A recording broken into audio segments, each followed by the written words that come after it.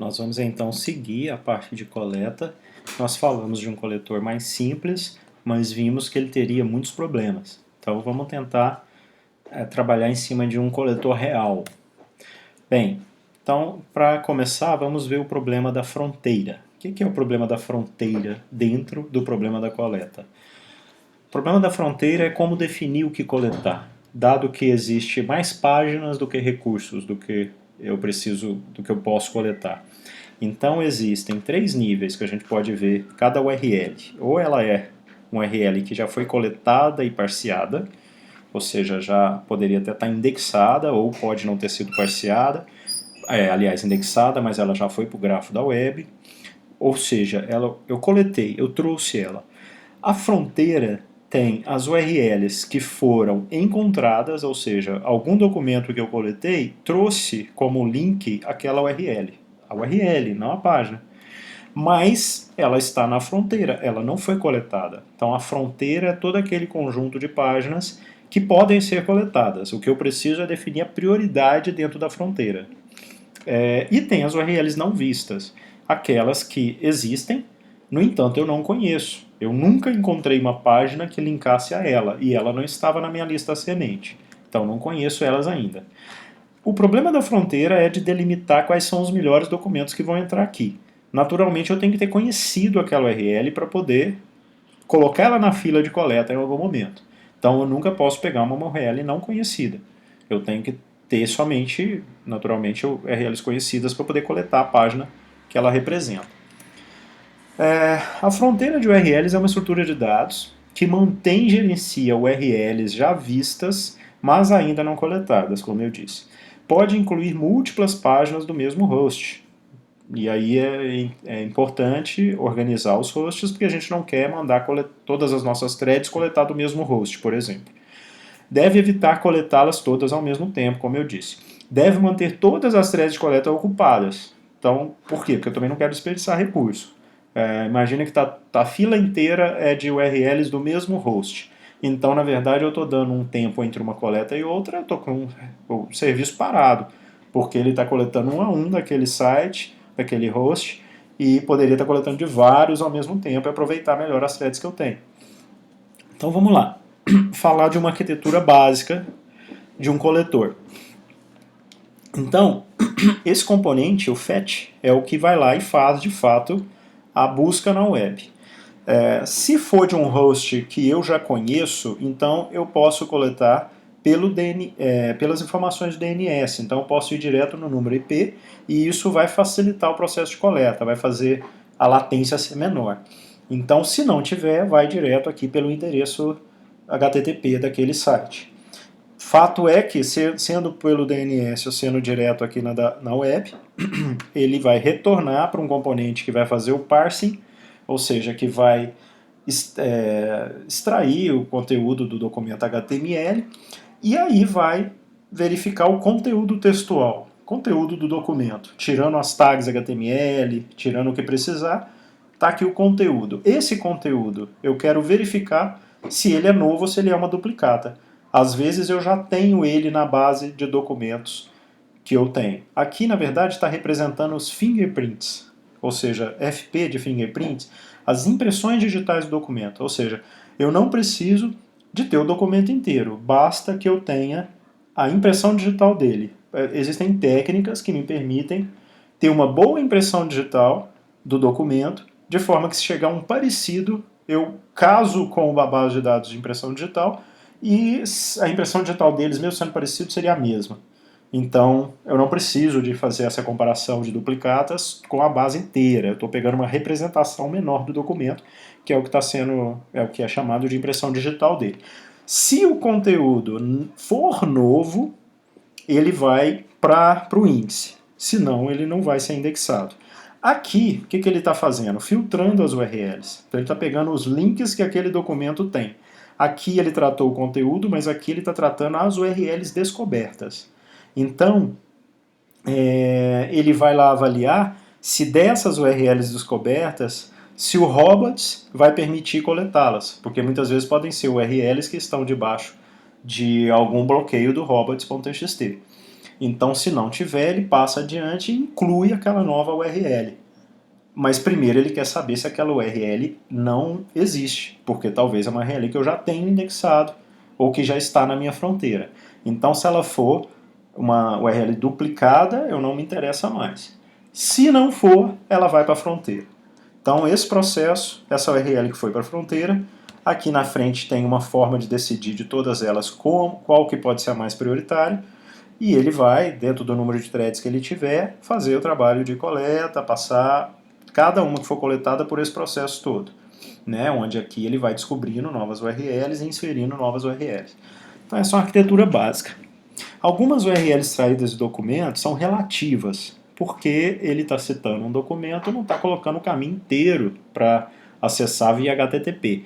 Então um dos problemas é montar a URL correta. Às vezes você vai ver alguma coisa como isso, e na verdade você tem só o domínio, tá vendo? Mas aí você vai montar pro... Não, ao contrário. Você tem um documento, um link about sites, por exemplo, e você quer... Mas, na verdade, você está nesse domínio aqui. E aí você quer incluir na fronteira. Então você tem que montar a URL certa, incluindo o domínio que você já está, o caminho até aquela página que você já está parseando, mais a página nova que você encontrou, porque ela era relativa. Durante o parsing, devemos normalizar, ou seja, expandir todas as URLs relativas, ou seja, tem que fazer esse tratamento aqui, porque senão quando a gente coloca na fronteira, relativa não resolve. Não adianta colocar só aboutsite.html que não vai saber do que se trata, é preciso ter o caminho completo. O conteúdo visto.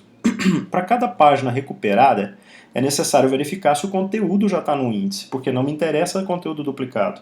Então não é a URL que está duplicada, é o conteúdo. Alguém copiou, seja por spam, por replicação de site, o que seja, aquele conteúdo está replicado. Então é preciso realizar a checagem utilizando os fingerprints, impressões digitais, ou técnicas baseadas em shingles também, que são extração de pequenos trechos do documento. Ignore documentos cujo conteúdo já tenha sido indexado. Não me interessa se o conteúdo já foi indexado. Normalmente não vai interessar para a máquina, né? Claro que se você estiver fazendo um trabalho de identificar duplicatas, vai te interessar, mas em geral não interessa para a máquina de busca. Distribuir o coletor, que até então aquele coletor ali ainda é um coletor paralelo. Ele ainda é sequencial, né? Ele não está paralelizado. Nós precisamos distribuir em várias máquinas e, para isso, paralelizar a arquitetura dele. Então, execute múltiplas threads de coleta, potencialmente em nós diferentes da sua arquitetura. Usualmente, nós geograficamente distribuídos. Na verdade, né, é claro que está geograficamente distribuído, você tem mais largura de banda em cada um dos clusters, mas não necessariamente você tem capacidade do seu sistema estar completamente distribuído, né? Nós não somos o Google que está lá com data center e tudo quanto é lugar. Particione hosts sendo coletados em nós. Então, na verdade, lexicograficamente, se o host está dentro de uma categoria, você vai mandar ele para se a URL está dentro da categoria, você vai mandar ele para um host. Então, cada host vai cuidar de um intervalo lexicográfico daquela URL, das URLs, aliás. Então, por exemplo, né, aqui a gente tem os data centers do Google, isso também é dado um pouco antigo, né, hoje já deve ter mais, porque está todo mundo ali coletando, olha. E pode ser mais interessante que os data centers sejam responsáveis pelas coletas daquilo que está geograficamente mais próximo dele. Vai ter uma tendência a uma latência menor, é uma forma de organizar. Partindo agora para um coletor distribuído, né? Pensando que inclusive um pedaço do coletor podia estar aqui e outro aqui, né? E mesmo assim eles têm que conversar. Então, como seria um coletor distribuído? Várias fases aqui são iguais, tá? Mas algumas diferenças nós temos aqui, olha.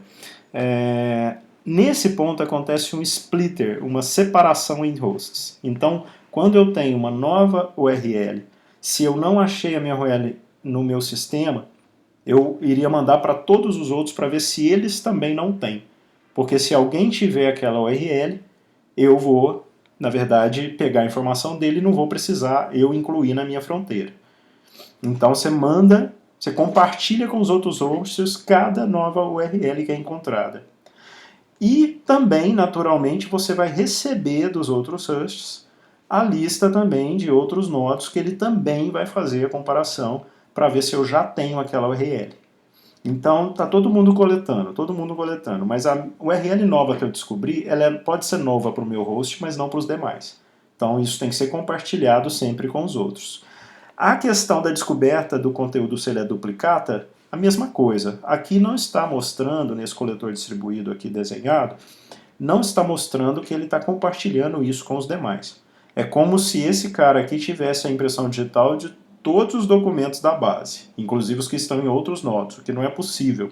Então, na verdade, enviar para os outros nodos aqui, era necessário enviar também a impressão digital do meu conteúdo para os outros nodos, para eles também me retornarem se eles têm aquele conteúdo ou não. E se ele tiver, eu vou ignorar. E se ele não tiver, aí eu vou adiante. A fronteira de URLs, agora a gente vai entrar um pouco mais nela, né? Porque no fundo o maior problema é realmente identificar quem que você coleta, dado que o número de páginas que vai entrar nessa fronteira pode ser muito grande. A fronteira precisa de duas considerações iniciais. Primeiro, ele serve para tratar a questão do politeness, ou seja, a gente não quer sobrecarregar um host com todas as nossas threads. Então é necessário que esteja controlado na coleta de sites do mesmo host. E ao mesmo tempo a atualização, ou seja, é necessário coletar algumas páginas, como site de notícia, muito mais frequentemente que outras. Então tem que ter um fator ali de tempo associado, tempo de recoleta, ou planejamento da recoleta associado a cada uma das páginas da fronteira. Não vem só página nova na fronteira. A página que chega na hora dela ser coletada, ela também é inserida na fronteira, porque ela precisa ser recoletada. Não é um problema fácil. Fila de prioridade simples falharia. Então, um conceito interessante é da fronteira de URLs de Mercator. Então, as soluções que a gente vê hoje comerciais são baseadas nessa implementação da fronteira de Mercator. Claro que vai ser muito mais elaborado, né? Mas aqui a gente tem um modelo conceitual bem interessante. Então, veja só, é baseado no fato de ter um grupo de filas da frente e filas de trás, que aqui estão sendo chamadas de front queues e back queues. Então, URLs vão do topo até a fronteira, ou seja, começou aqui, ó. Em algum momento chegou uma URL nova aqui na fronteira. Aí, o que acontece? As linhas de frente, as filas de frente, que são essas daqui, gerenciam as prioridades. Então, eu vou ter uma fila que tem maior prioridade que outra. Se eu receber aqui um documento que veio com uma propriedade de que o nível de recoleta dele tem que ser alto, que ele atualiza muito, ele entra numa fila mais prioritária. Se é um documento que ele chegou porque aquilo é um tema que... Enfim, eu tenho que ter setado a propriedade dele para poder colocá-lo na fila de prioridade correta aqui embaixo. Mas, fato é que temos prioridades diferentes para a fila. Ou seja, sairia muito mais gente daqui do que sairia desse. Tá? As filas de trás, que estão aqui embaixo, vão reforçar a questão do politeness. Ou seja, vão garantir que você não vai derrubar um servidor coletando ele todo de uma vez. Como que isso acontece? Cada uma dessas filas, né, tanto a de frente quanto a de trás, são FIFO, First In, First Out. Então, ou seja, aqui, ele entrou aqui, isso aqui é uma fila, né? Então, as filas de frente são várias. Aqui nós temos F filas de frente, B filas de trás. Cada uma delas são FIFO. Entrou aqui, ele não passa na frente de ninguém aqui. Aqui ele está seguindo a ordem, mesmo que essa fila tenha prioridade em relação ao número 2. Mas aqui dentro, nessa fila, ele é um FIFO. Vamos lá. Falando mais, explorando mais agora as filas de frente. Priorizador atribui uma prioridade inteira entre um IF a uma URL. Então, esse cara que fez isso. Uma prioridade. Ele olhou as propriedades do documento que chegou e falou, não, isso aqui tem prioridade 73. Vai lá na fila 73 e coloca ele. As filas anteriores, elas puxam muito mais rapidamente. Né? Quando tem que chegar um novo elemento aqui, ele vai dar prioridade às de frente, mas em algum momento a 73 também vai aparecer. Então, adiciona a URL à fila correspondente. Pronto, coloca aquela URL na fila. Heurística para atribuir prioridade. Então, na verdade, esse priorizador está fazendo o quê? Ele vai olhar o PageRank da página, página com PageRank maior vai entrar primeiro, a taxa de atualização dela, se atualiza muito é bom eu correr para pegar ela logo, já que está na hora dela, etc. Seleção das filas de frente é iniciada pelas filas de trás. Então é necessário ter uma vaga nas filas de trás para eu puxar uma URL nova das filas de frente. Escolha uma fila de frente a partir da qual a próxima URL será selecionada. Ou seja, como as filas têm prioridades, round robin, por exemplo, vai dar maior prioridade para eu pegar aquele elemento de uma fila com maior prioridade. Né? Ou pode-se usar alguma variante. Fato é que existe mais chance de se pegar esse cara, né? Ele vai dar mais, esse F aqui, ó, o seletor de filas, vai dar maior prioridade para pegar elemento de filas mais prioritárias. Claro que uma hora ele tem que pegar das menos prioritárias também. É tendenciosa em favor da fila de maior prioridade. Então é isso que ele está fazendo, ó, esse seletor de fila aqui. Então sempre que surgir uma vaga aqui nas filas de trás, esse cara tem que entrar. Quem que ele vai selecionar? Aí, as filas de trás agora, não é? Uma vez que ele selecionou, ele tem que rotear. Olha a parte B aqui. Agora ele tem que mandar para uma fila de trás. Como que ele vai fazer? As filas de trás, eles têm necessariamente um único host em cada fila. Então não se mistura. Eu não vou ter duas filas que têm o mesmo host. Chegou um documento novo lá em cima. Eu vou ter que pegar mais algum porque tem uma fila vazia. Se tem uma fila vazia, eu vou pegar um documento aqui em cima que seja de um novo host e colocar nessa fila. Se eu pegar um documento aqui de cima que ele já está com um host em uma das filas já existentes, então ele pega, coloca naquela fila e pega o próximo, e pega o próximo, e pega o próximo até ele achar um host novo. Quando ele achar é que ele manda para cá. E aí ele garante que nenhum outro aqui tem aquele host. Isso é gerenciado aqui pelo RIP, na verdade. Então vamos ver isso aqui, olha. Primeira invariante que é considerada, cada fila de trás é mantida não vazia enquanto a coleta está em progresso. Então assim, ela vai ficar coletando dela, ela não vai... Se tiver alguém para buscar aqui em cima dela, ela vai colocar aqui, mas tem que ser do mesmo host. Segunda invariante, cada fila de trás apenas contém um URL de um único host, aquilo que eu já tinha falado. Mantém uma tabela de host para cada backqueue. Então é esse heap que está associando backqueue 1, host tal. Então toda hora que chega alguém aqui embaixo, ele vai saber de quem que ele pega. Então esse aqui é o maior prioritário. O que está no topo do heap é o maior prioritário. Na verdade, essa tabela de host não é o heap não, tá? Isso aqui na verdade está aqui na seleção, ó, na hora de rotear. O heap é para ele saber quem que ele vai pegar, quem que está na hora dele ir lá buscar. Tá? Vamos lá que ele ainda vai falar um pouco sobre isso. Olha, no heap, uma entrada para cada fila de trás. Uma entrada no heap. Para quê? Que é exatamente para ele saber de qual que está na hora dele pegar, da fila de trás. A entrada é no momento mais cedo, TE, no qual o host corresponde a backqueue, pode ser coletado novamente. Então meio que tem uma indicação que vai associada àquela fila. Se eu tenho que dar tantos segundos para coletar de novo daquele host, isso vai para o heap dessa maneira. E aí ele garante que não vai jogar todas as threads de coleta em cima do mesmo host.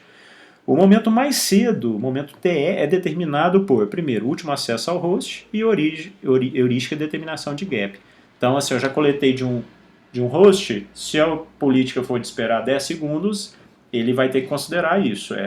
O último host foi acessado agora, então eu dou mais 10 segundos e boto ele no heap. Enquanto isso, outros vão ganhando prioridade nesse heap e uma hora ele vai chegar até a hora de eu recoletar daquele host.